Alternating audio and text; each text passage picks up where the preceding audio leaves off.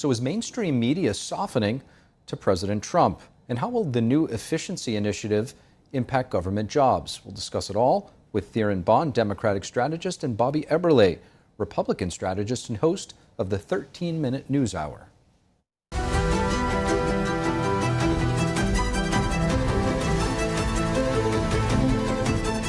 Theron Bond, Bobby Eberle, thank you both so much for joining.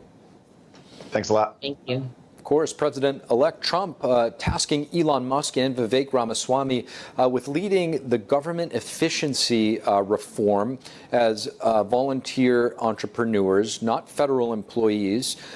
Do you think their outsider perspective can cut through the bureaucracy and truly reduce costs? Bobby, we'll start with you. Well, if it's possible, these are the only two that I think can really do it, because one of the things that we saw in this election is people fighting back against this entrenched, what we call deep state. And so it really takes some outsiders to address these kind of problems and get to the heart of it. I mean, Elon is cruising along with X now at 20% of the staff that he had. There's just an article out today about the Department of Agriculture, I believe. It can house 7,600 people in their offices, and they average about 400 to 500 people there. Very, very inefficient, but these are the guys to kind of turn that around and return taxpayer money to the people if it's not being used properly.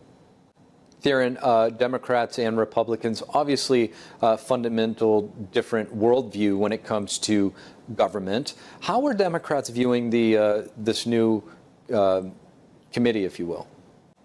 Well, I would say first, anyone that is paying taxes wants to know that their money is going to something well spent that is best serving them. So that's number one.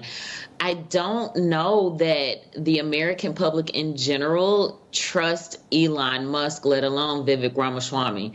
I think that they look at them as people who have run larger companies, and with reference in Twitter, or what we now know is X, they're saying, oh, well, he diminished the employee pool at his company significantly.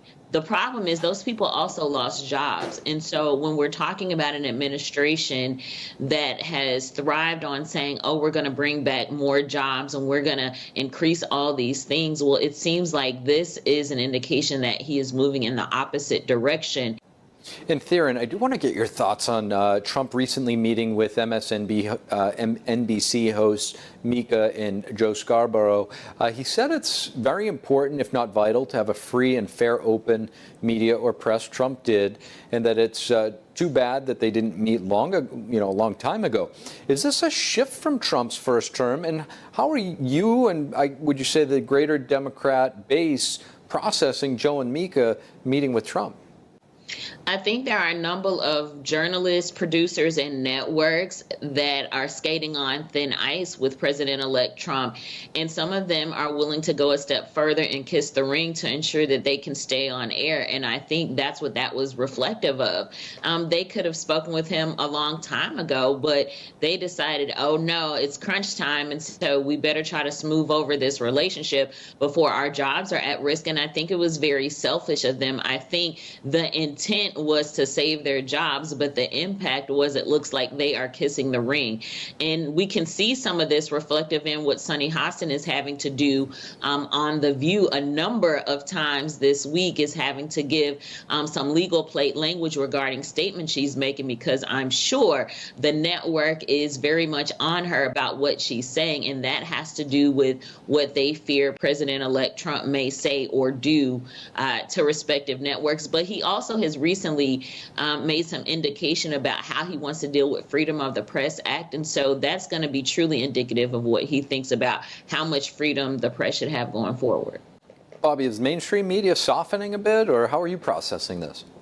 Well, okay, there's the fun side of me that I have to address first, as far as you knew some of the reaction when Mika and Joe met with Trump that was going to happen from the left. I mean, just an ultimate meltdown, and you saw the ratings plunge from their hardcore audience, thinking that they are giving in. What I like to see is that journalists just be journalists. And I know each network has opinion-driven shows, but I think what people are really lacking is just some regular, hard news. Let them know what's going on in the government without every single story being agenda driven. I think that's what the American people would like to see.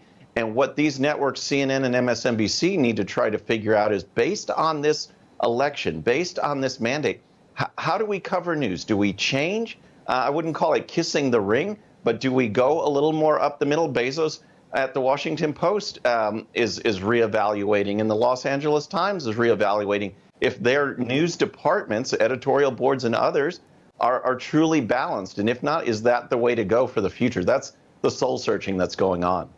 Darren, I think Bobby raises a few interesting points there. Trump also praised new media, the alternative media, I guess people call it sometimes, for being more truthful and professional throughout his presidency. Do you expect a wave of independent media to emerge, and what impact do you foresee this having? Absolutely.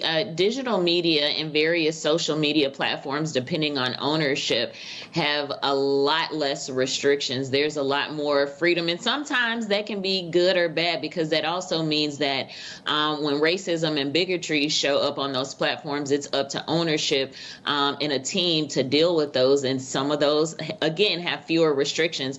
But what has to happen is that we know that positive and negative things are going to be said about everyone in this administration, including President-elect Trump the most. What we cannot do is censor those journalists who push back on some of the policies that he's going to push forward, even if he doesn't agree with what's being said. That's what we call fair and balanced journalism. And honestly, we do need to see more of that, but we can't penalize journalists who say what is honest based on the angle that their network chooses to push. Darren Bond, Bobby Eberle, appreciate you both sharing your perspectives.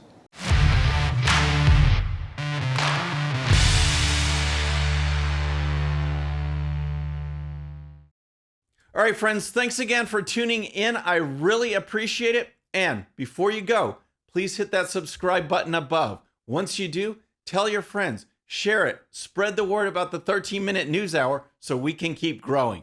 And for more great content, check out these videos right here, and I'll see you next time.